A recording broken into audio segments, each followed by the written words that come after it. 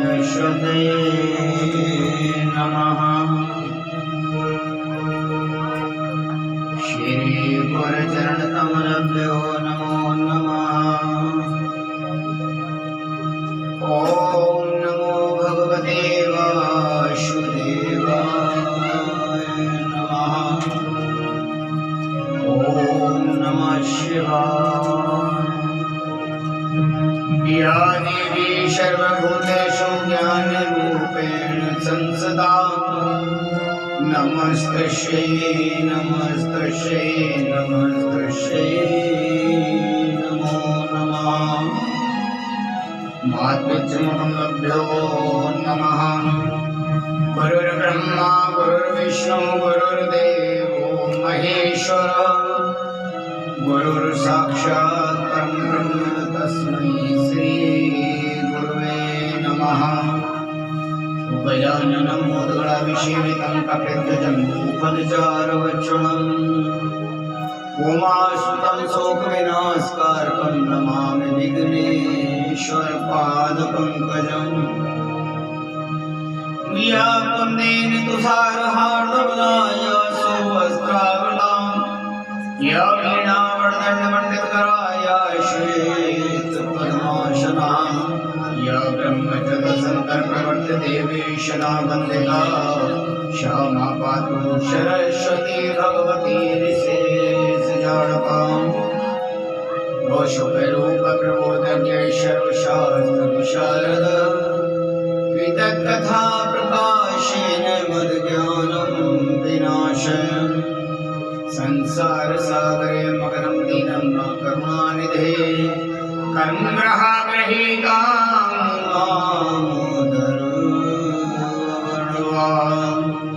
श्रीमद्भागवत कृष्ण एव हि स्वीकृत्य श्रीमया नाथो मुक्ते भवसागरे मनोरथमदुनिं सर्वदा सफले स्थित्वा निर्विघ्नेव कर्तव्यो दास्योऽहं तव केशवम्। लोकस्फुरितिलकं ललाटपटले वक्षस्थले कौस्तुभम् नासागरमुक्तिकं करतले वेणुकरे कङ्कणम् शर्वाङ्गे हर्षन्दनं सुललितं कण्ठे च मुक्तावली गोपे स्त्री परिविष्टितो विजयते गोपालचूडामणि सच्चिदानंद रूपाय विश्वोत्पत्त्यादि हेतवे तापत्रय विनाशाय श्री कृष्णाय वयं नमः। श्री कृष्णाय वयं नमः।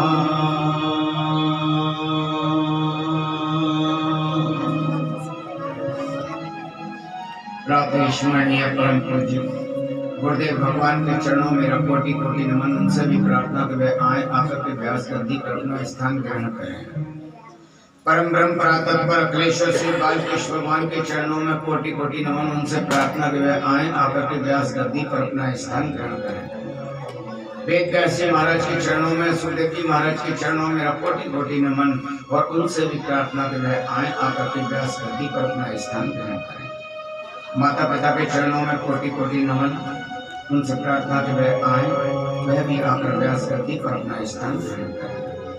ग्राम देवता स्थान देवता कुल देवता वास्तु देवता इन सभी के चरणों में कोटि कोटि नमन।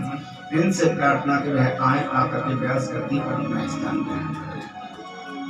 ध्वनि कलाकार संगीतकार आचार्य बंधु एवं सभी जगह से पधारे हुए भक्तजन मातृशक्तियों को मेरा व्यासपीठ वैसे श्री राधे राधे स्वीकार। बोलिए वृंदावन बिहारी लाल की जय हो। आइए आज हम श्रीमद् भागवत ज्ञानी की गंगा धारा में चतुर्थ दिवस में प्रवेश करेंगे। और चतुर्थ दिवस में प्रवेश करने से पूर्व हम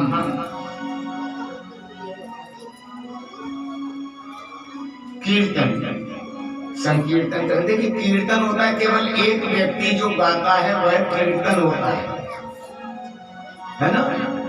हमारे भैया श्याम सुंदर जी कीर्तन गाते हैं और आप लोग बैठे रहते, तो ये तो है कीर्तन। और संकीर्तन क्या होता है? जब आप सब लोग भक्तजन संग में गाते हैं तो उसको कहते हैं संकीर्तन। तो आइए पहले भगवान के नाम का गुणगान करेंगे और उसके बाद श्रीमद् भागवत कथा की चतुर्थ दिवस की गंगाधारा में हम प्रवेश करेंगे। बोलिए वृंदावन बिहारी लाल की जय हो। आइए पहले भगवान के नाम का गुणगान तत्पश्चात कृष्ण गोविंद गोविंद गोपाल नंदलाल, कृष्ण गोविंद गोविंद गोपाल नंदलाल। राधे श्याम। ऐसा कहती अगर प्रसादी हम पाएंगे तो पेट हमारा भरेगा, आपका नहीं। तो ऐसे ही भजन हम करेंगे तो मुक्ति हमारी होगी, आपकी नहीं। सही बात। लेकिन हमारा कहना तो ये है कि हमारा तो जगह जगह जाने का काम है और कीर्तन करने का काम है, लेकिन ये आप लोगों को ऐसा शुभ अवसर कब मिलेगा? कहीं ऐसा तो नहीं कि फॉर्मेलिटी पूरी करी जाने योग भाई हम दरबार में आए हुए हैं और हाजिरी हमारी लगी। हाजिरी ऐसे नहीं लगती है। हाजिरी तन मन धन तीनों तरीके से लगती है। वो जैसे भक्त का भाव हो फिर उस हिसाब से लगती है। और जब तन मन धन तीनों ही मिल जाए तो बातें तो बढ़िया, कुछ काम ही ना है, जल्दी कल्याण हो जाए। तो कीर्तन अब तो याद है वो बात जो तो ना है, बोलो नीचे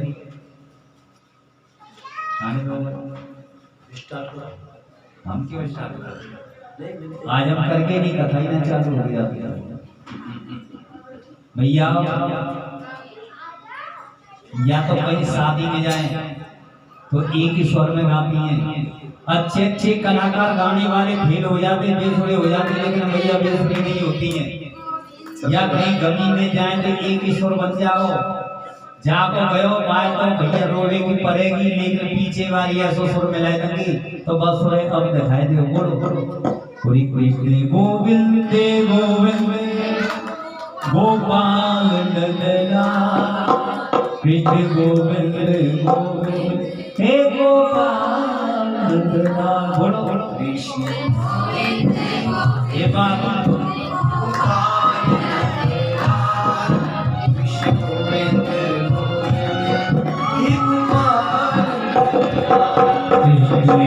गोविंद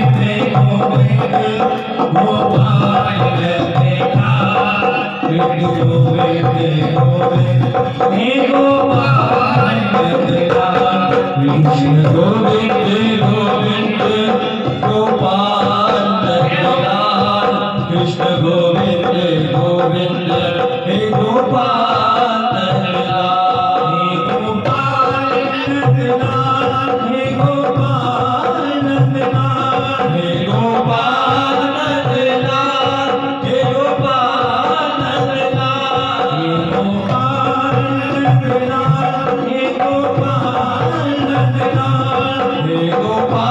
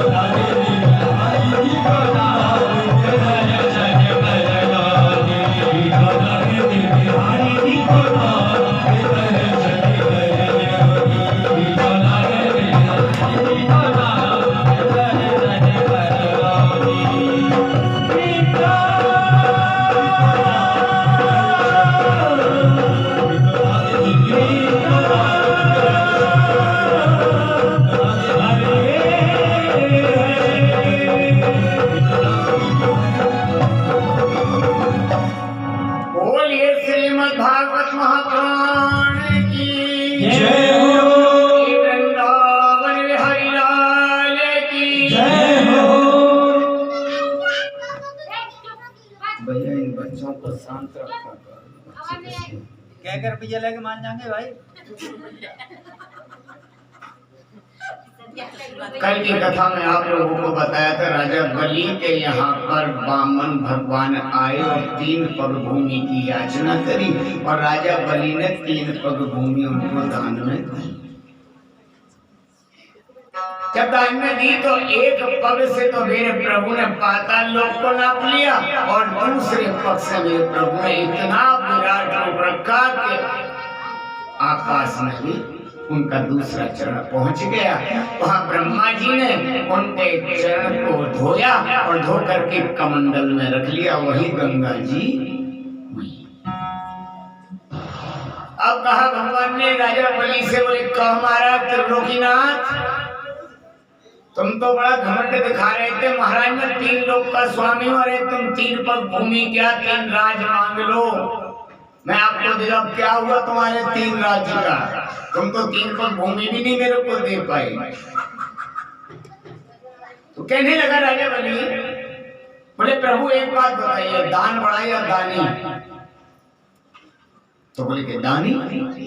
तो बोले प्रभु मैंने आपको दान दिया है अभी, लेकिन अभी मैं बात हूं, आप मेरा तीसरा चरण मेरे सर पर रख लीजिए। धन्यवाद।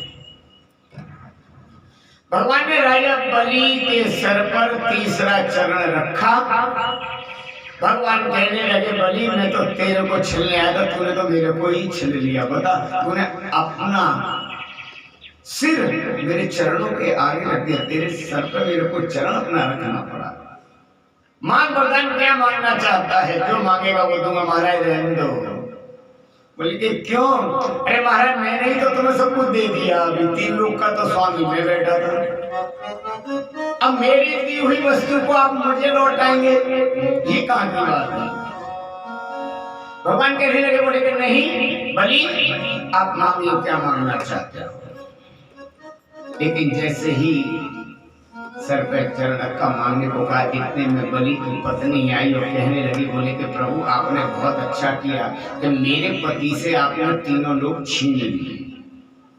हाँ, क्योंकि इनको इतना अभिमान हो गया था, इसलिए आपने प्रभु बड़ी असीम कृपा करी हमारे ऊपर। भगवान ने कहा, बोले कि मांग लो। तो राजा बलि कहने लगे, बोले कि सुनो, अगर आप देना ही चाहते हैं मेरे को तो एक वरदान दे दो। बोले कि क्या?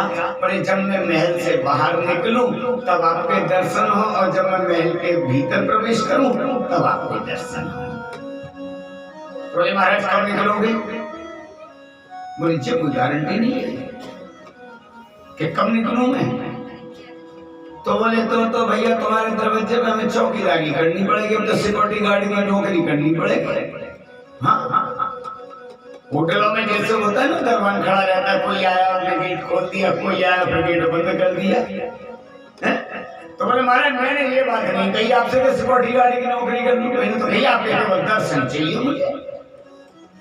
राजा बलि के दरबार पर मेरे प्रभु दर्शन देने के लिए खड़े हो गए। उधर बैकुंठ में माता लक्ष्मी को बहुत चिंता हुई कि इतने दिन हो गए अभी तक त्रिलोकीनाथ नहीं लौटे, क्या बात है, क्या बात है, त्रिलोकीनाथ नहीं लौटे। मन में विचार कर रहे हैं, और जैसे ही मन में विचार करते करते सोचा, नारद जी पहुंचे। नारद जी ने कहा, बोले कि माँ क्या बात है?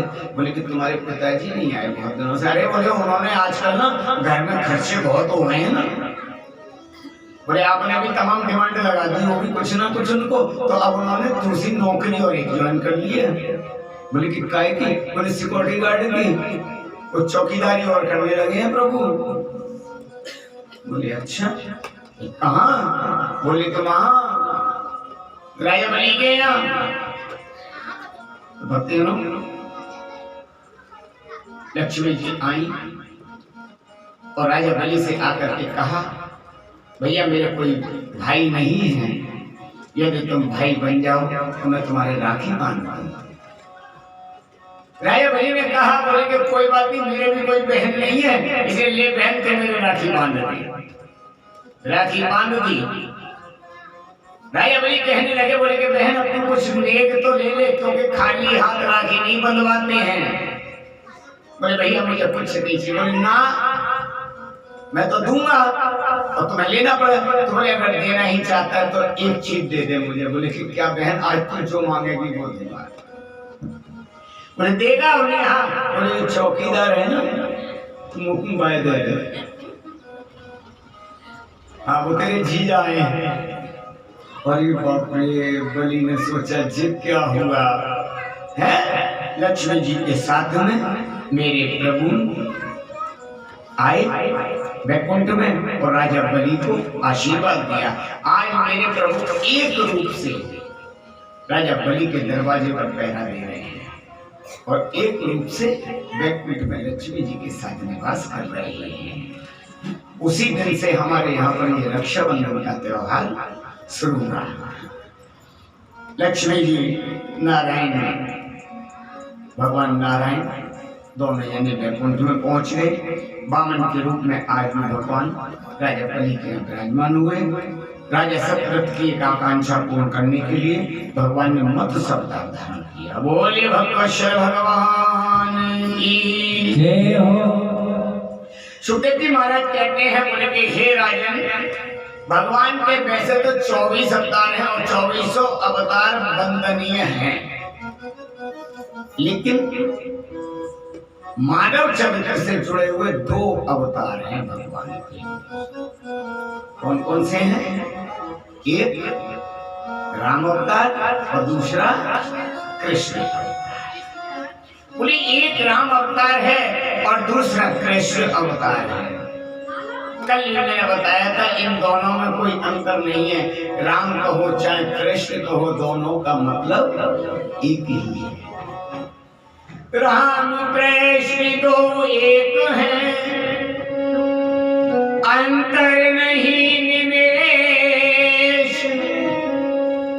उनके नैन गंभीर हैं, इनके चपल विशेष। राम के नैनों में गंभीरता है, मर्यादा है, लेकिन कन्हैया के नैनों में चंचलता है, चपलता है।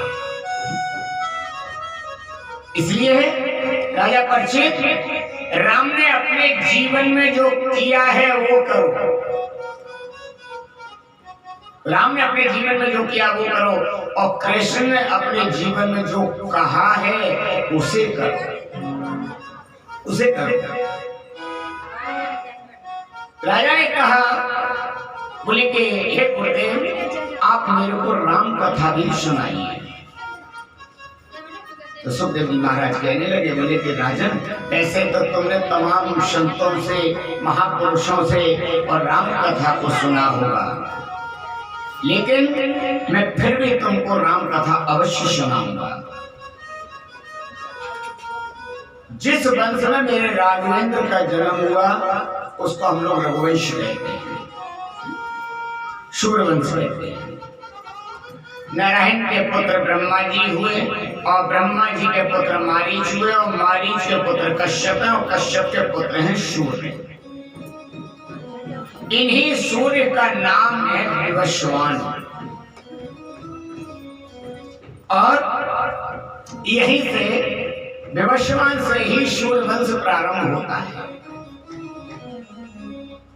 और इनके जो पुत्र पैदा हुआ उसको विवस्वान मनु कहते हैं। विवस्वान मनु कहते हैं। विवस्वान मनु महाराज के प्रथमन हुए, जो शिव जी के आश्रम में गलती से चले गए और वहां जाकर के उनको स्त्री बनना पड़ा। अंत में जब स्त्री बन गए तो उन्होंने अपनी देह का त्याग कर दिया। अब विवस्वान मनु के 10 और पुत्र थे। उनमें से एक पुत्र का नाम श्याती था। विवस्वान मनु ने अपने श्याती नाम के पुत्र जो हैं वहां उसके यहाँ एक सुंदर कन्या ने जन्म लिया, उसका नाम है सुकन्या। अब कन्या ने जन्म लिए। राजा ने एक बार अपनी सेना लेकर के चमन ऋषि के आश्रम की तरफ गए और वहां चमन ऋषि तपस्या कर रहे थे। उनके पूरे शरीर में दीमक लगी हुई थी, केवल 2 नेत्रों के छिद्र दिखाई दे रहे थे। सुकन्या ने चपलता के कारण, चंचलता के कारण उन दोनों छेदों में और सीख डाल दी, जिससे चमन ऋषि अंधे हो गए। अब तो ऋषि क्रोधित हो गए, सारी सेना भयभीत हो गई कि अब तो ऋषि हमको श्राप दे देंगे। लेकिन ऋषि से क्षमा याचना की, माफी मांगी। चमन ऋषि तो अंधे हो गए। राजा को इच्छा न होने के बावजूद भी सुकन्या का विवाह उन ऋषि के साथ में करना पड़ा। अब पाणी ग्रहण संस्कार करा दिया गया। सुकन्या ने अपने पति की बहुत सेवा की और अश्विनी कुमारों ने चमन ऋषि की आंखों को ठीक कर दिया। सूर्यवंश में एक प्रतापी राजा हुए जो थे नभग, और नभग के हुए नाभाग, और नाभाग के हुए राजा अम्बरीश।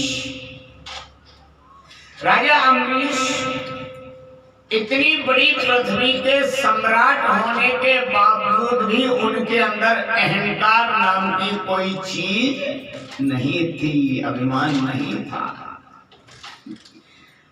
एक बार राजा अम्बरीश अपना एकादशी का व्रत किया करते थे और दूसरे दिन किसी ऋषि को या ब्राह्मण को भोजन करा कर जब द्वादशी का एकादशी का पारायण करते थे। एक बार एकादशी पड़ी। कितने लोग एकादशी व्रत रखते हैं? नहीं, 12 महीने वाले हैं? आप रखते हो? अच्छा, और आप भी रखते हो? अच्छा, बस। और बाद बाकी की 4 रखत होंगी शायद, हैं? और ना तो एक तो निर्जला तो रखते ही रखत होंगी, हैं? हाँ, नहीं, एकादशी का व्रत रखना चाहिए और सबको रखना चाहिए। ये मत सोचना कि बूढ़े जाएंगे जब रखेंगे, जब उद्यापन करेंगे, नहीं। क्या हमारे बुढ़ापे में फिर डॉक्टर दवाइयां देना शुरू कर देंगे। ये बीपी की दवाई खाते रहना, ये डायबिटीज की दवाई खाते रहते ना, मालूम पड़ेगा फिर तो ना है पावे और दवाई और खानी पड़ेगी। कर लो सो काम और भज लो सो राम। समय रहते आप जो अपने शरीर के लिए कर लेंगे, भगवान के नाम को जप लेंगे, वो आपके लिए लाभदायक रहेगा।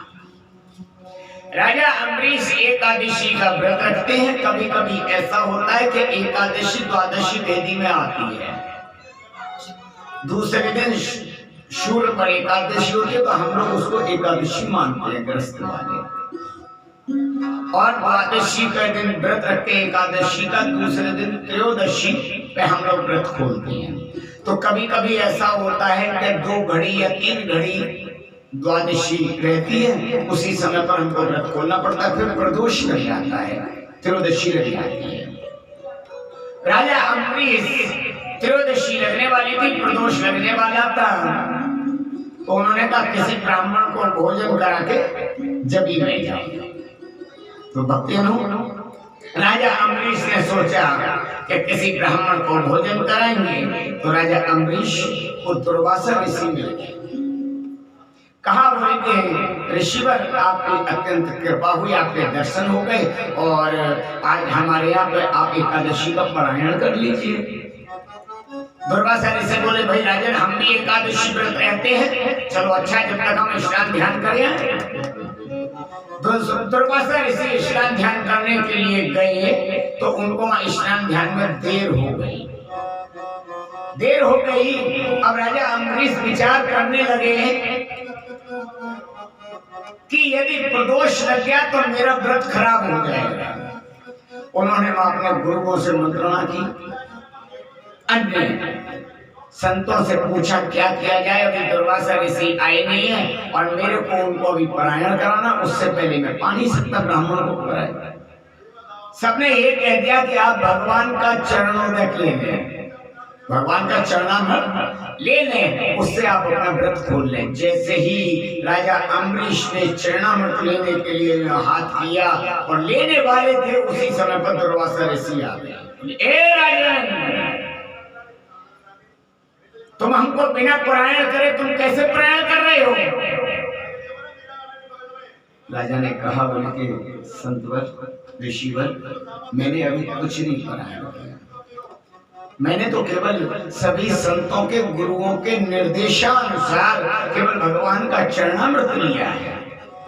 और मैं लेने ही जा रहा था, चरणामृत भी नहीं लिया, मैं लेने ही जा रहा था जब तक आप आ गए। अब तो क्या हुआ? दुर्वासा ऋषि राजा अम्बरीश पर क्रोधित होने लगे। जब क्रोधित हुए तो दुर्वासा ऋषि ने अपनी जटा में से एक जटा उखाड़ी और जमीन पर पट के उसमें से कत्या नाम की एक राक्षसी पैदा हो गई और कहा, बोले कि इस राजा को मार दो। राजा हाथ जोड़ करके खड़े हो गए और कहने लगे, बोले कि यदि मैं अपराधी हूं तो आप मेरे को मार दिए, मेरे को कोई चिंता की बात नहीं है, अपराधी हूं तो मार दें आपके। लेकिन उधर क्या हुआ, भगवान का सुदर्शन चक्र आया और कत्या का सर काट के उसका वध कर दिया और फिर दुर्वासा ऋषि के पीछे और वह सुदर्शन चक्र भागा। आगे आगे दुर्वासा ऋषि, पीछे पीछे सुदर्शन चक्र। दुर्वासा ऋषि शंकर भगवान के पास पहुंचे, उन्होंने भी मना कर दिया कि मैं आपकी कोई सहायता नहीं कर सकता। ब्रह्मलोक में पहुंचे, वहां पर भी मना कर दिया कि मैं आपकी कोई सहायता नहीं कर सकता। अब क्या हुआ, विष्णु लोक में पहुंचे दुर्वासा ऋषि। कहा, बोले कि प्रभु आपका सुदर्शन चक्र मेरे को जलाए दे रहा है, कृपया इसको शांति। बोले कि मैं भी कुछ नहीं कर सकता दुर्वासा जी। बोले कि क्यों? बोले जिसके कारण सुदर्शन चक्र गया है, जिसको बचाने के लिए सुदर्शन चक्र गया है, यदि वही सुदर्शन चक्र से प्रार्थना करेगा तब जो है आपको बचाव होगा। दुर्वासा ऋषि दौड़ते हुए राजा अम्बरीश के पास आए और राजा अम्बरीश से कहने लगे, बोले हे राजन, तुम मेरे को बचाओ, इस सुदर्शन चक्र से बचाओ। राजा अम्बरीश ने हाथ जोड़ करके कहा, बोले कि हे प्रभु, यदि मैंने आप में और संतों में कोई भेद नहीं समझा है तो यह सुदर्शन चक्र शांत हो जाए। मैं संतों में हमेशा प्रभु आपकी छवि देखता हूँ, आपको ही देखता हूँ, और यदि मैंने इसमें कोई भेद समझा हो तो सुदर्शन चक्र शांत ना हो, और यदि मैंने संत और भगवान को एक बराबर माना है तो सुदर्शन चक्र शांत हो गया। सुदर्शन चक्र शांत हो गया और प्रभु के वैकुंठ में चला गया।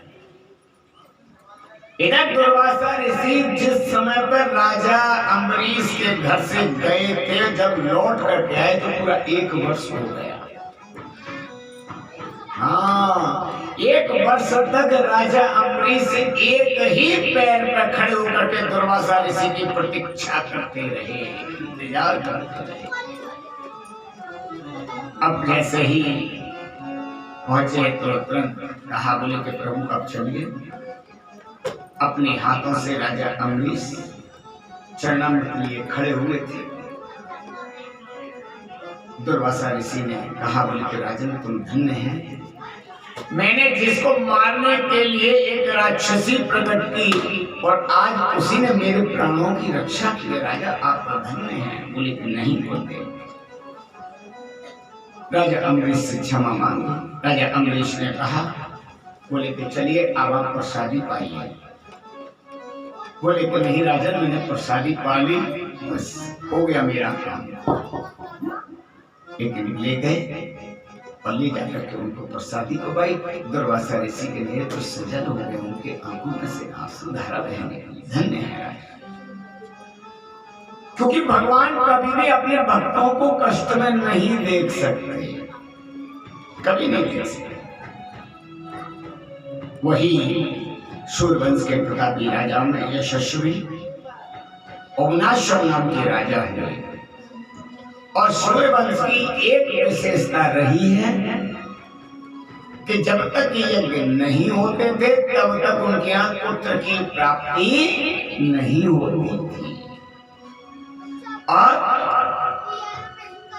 जब राजाओं ने यज्ञ किया है सूर्यवंश में तभी उनके यहाँ पुत्र की प्राप्ति हुई है। और चंद्रवंश की एक विशेषता रही है कि जब तक झगड़े नहीं होते हैं तब तक उनके विवाह नहीं होते जी। चंद्रवंश में बिना झगड़े के विवाह नहीं होते। और योगनाश्व नाम के राजा ने यज्ञ की है, लेकिन जो यज्ञ का जल था जिसको अभिमंत्रित करके रखा हुआ था उसको राजा ने गलती से स्वयं पान कर लिया, जबकि उस जल को राजा की पत्नी को पान करना था। अब क्या हुआ कि जैसे ही उन्होंने जल को पान कर लिया, ओहो, वशिष्ठ देव जी ने ध्यान से देखा, बोले कि ये तो बड़ा गड़बड़ कर दिया राजा ने। कि क्या? बोले कि जो रानी के लिए जल रखा था वो राजा पान कर गए, अब तो राजा के पुत्र की प्राप्ति होगी, रानी के नहीं होगी। राजा घबरा गया और वही हुआ। जैसे ही राजा के पेट को चीर करके उसके अंदर से बालक को निकाला और इंद्र स्वर्ग से आए, उन्होंने अपनी छोटी उंगली और उस बालक के मुंह में दी, उसको दूध पान कराया और इसी बालक का नाम मानधाता पड़ा। मानधाता के पुत्र मुचकुंद हुए, वे बड़े तपस्वी हुए और भगवान श्री कृष्ण ने उनको मुक्ति दिलाई। मुचकुंद का कहाँ पर स्थान है मालूम है? ये मुचकुंद जी का कहाँ पर स्थान है नहीं मालूम? अरे तुम्हारे पड़ोस में तो है ही, धौलपुर में मुचकुंद है, नाम सुना है? सुना तो कैचो ना हो कि हमें कमाली की ये कोई है। हम तो जो सारे मुझसे वालों को कुंड होंगे वही मुचकुंद है। भगवान श्री कृष्ण ने उनको मुक्ति दिलाई थी। इसी वंश में आगे चल के विचित्र राजा हुए जिनका नाम था हरिश्चंद्र। इनके पिता तुरंत हुए थे और हरिश्चंद्र ने अपने सत्य का पालन करते हुए अपने जीवन का बलिदान दिया था। इसी वंश में आगे चल के बाहुक राजा हुए और रानी को यज्ञ द्वारा अभिमंत्रित करके चरु खिलाया, गर्भ में बालक आ गया, लेकिन अन्य रानियों ने ईर्ष्या बस उस रानी को जहर दे दिया कि गर्भ में ही उस बालक का विनाश हो जाए। गुरुदेव वशिष्ठ ने अपनी शक्ति से और उस बालक को मरने नहीं दिया, बल्कि जब उस बालक का जन्म हुआ तो गर कहते हैं जहर को, जहर के सहित उत्पन्न होने के कारण उस बालक का नाम सगर पड़ गया। जहर सहित, गर कहते हैं जहर को, सामान्य सहित, जहर सहित उत्पन्न होने के कारण उस बालक का नाम सगर पड़ गया। सगर के दो पत्नियां थी, एक का नाम था सुमति और दूसरी का नाम था केशनी। केशनी के असमंजस हुए और सुमति के एक मांस का पिंड पैदा हुआ जिसको क्रोध में आकर 60,000 टुकड़े कर दिए उसके, किंतु मंत्र शक्ति के द्वारा 60,000 टुकड़ों को बालक का रूप दे दिया गया, वे बालक बन गए। बोलिए भक्तोश्वर भगवान की जय हो। सगर राजा ने अपने यहाँ पर अश्वमेध यज्ञ किया। यज्ञ का घोड़ा इंद्र चुरा कर ले गए और वह जाकर के कपिल भगवान के आश्रम में बांध दिया और बांध के वहां से अंतर ध्यान हो गए। सगर के पुत्रों ने देखा कि हमारे पिता के यज्ञ का घोड़ा नहीं है, उन्होंने पूरी पृथ्वी को खोद डाला। तो जहाँ पृथ्वी को खोदा वो इतना खोदा कि पहले वो सागर बना दिया। जो समुद्र है ना, वो सगर के पुत्रों के द्वारा ही उसको बनाया गया, सागर बना दिया। और कपिल मुनि के आश्रम में घोड़े बंधे हुए देखे, सोचा कि कपिल मुनि ही घोड़े को चुरा करके लेके आए हैं और उन्होंने कपिल मुनि से विद्रोह किया। कपिल मुनि अपने तपस्या में बैठे थे। जैसे कपिल मुनि ने अपने नेत्र खोले तो क्या हुआ, देखते ही देखते सारे के सारे सगर के पुत्र जल करके भस्म हो गए। अब इसी वंश में असमंजस हुए। असमंजस के पुत्र अंशुमान हुए और तपस्या करके कपिल भगवान को प्रसन्न किया। कपिल ने कहा, बोले कि भगवान, वामन के चरणों से जो गंगा प्रकट हुई है, जो ब्रह्मा जी के कमंडल में है, उसको अगर पृथ्वी पर लाया जाए और गंगा जी का अगर इनको स्पर्श कराया जाए तो इनको मुक्ति प्राप्त हो जाएगी। अंशुमान जी ने गंगा जी को लाने के लिए बहुत प्रयत्न किए लेकिन असफल रहे। गंगा जी का उनको दर्शन तक नहीं हो पाया। नीचे लाने की तो चलती गए। उसके बाद में उनके पुत्र दिलीप हुए। दिलीप ने भी तपस्या की लेकिन वह भी असफल रहे। उसके बाद में भागीरथ हुए। भागीरथ से मां गंगा ने 2-3 शर्तें रखी और भागीरथ से प्रसन्न हुई और प्रसन्न होकर फिर वह ब्रह्मा जी के कमंडल में से निकलकर ध्रुव लोक में गई, सप्तऋषि मंडल में आई, फिर शिव जी की जटा में पधारी, फिर सुमेरु पर्वत पर होते हुए हिमालय पर आई और हिमालय पर्वत से उन्होंने निकलना शुरू किया, पृथ्वी पर आई। आगे आगे भागीरथ जी पीछे पीछे गंगा मैया आ रही थी और जाकर के सगर के पुत्रों भस्मी जहाँ पड़ी हुई थी, भागीरथ जी उसको वहां लेके आए गंगा जी को। जैसे ही भागीरथ जी के पीछे पीछे गंगा आ रहे थे, भस्मी को स्पर्श हुआ और उनको सदगति प्राप्त हो गई। बोले वक्रशर भगवान की। इसी वंश में आगे चल के राजा खटवांग हुए। भागीरथ के जो पुत्र हैं वह राजा खटवांग हुए और खटवांग के ही दीर्घायु के रघु के कीर्ति इतनी फैली कि उनका रघुवंश के नाम से ही उनको जाने जाने लगा। सुखदेव जी महाराज कहते हैं, बोले कि खटवांग से दीर्घायु, दीर्घायु से रघु और रघु से अज और अज से राजा दशरथ हुए। महाराजा दशरथ के 4 पुत्र थे जिनका नाम था राम, भरत, लक्ष्मण और शत्रुघ्न। और ये भगवान विष्णु अपने अंशों से ही अवतार लेकर के अयोध्या में राजा दशरथ के यहाँ आए थे। ये राम कथा है क्या? बहुत सुंदर सा गोस्वामी तुलसीदास जी लिखते हैं।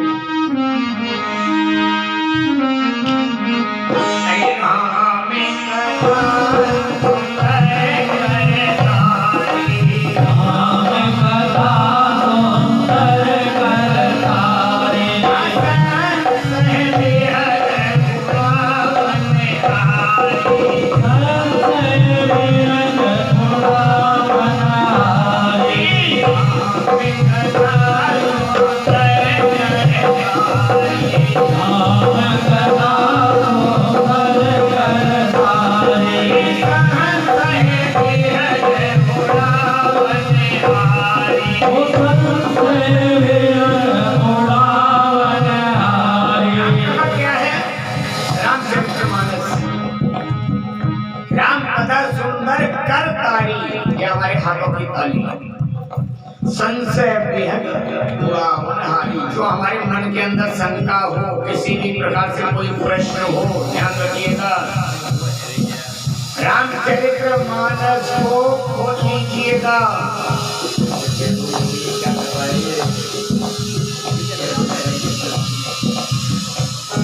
रामचरितमानस को खोल लीजिएगा और अपने मन में कोई भी प्रश्न जो आपको परेशान कर रहा हो, उस प्रश्न को मन में सोचिए। अरे भैया,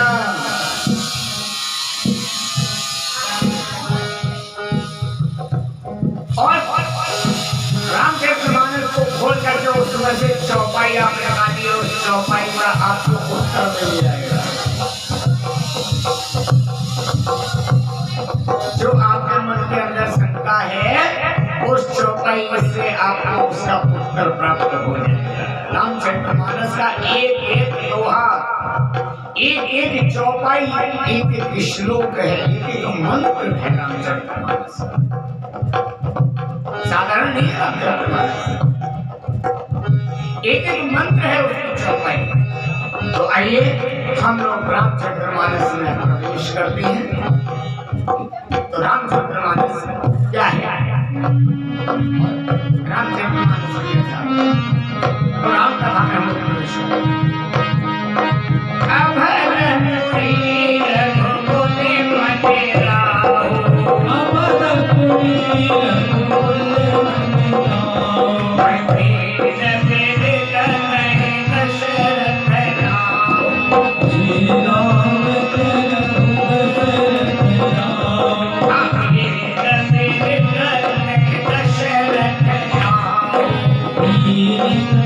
Yeah.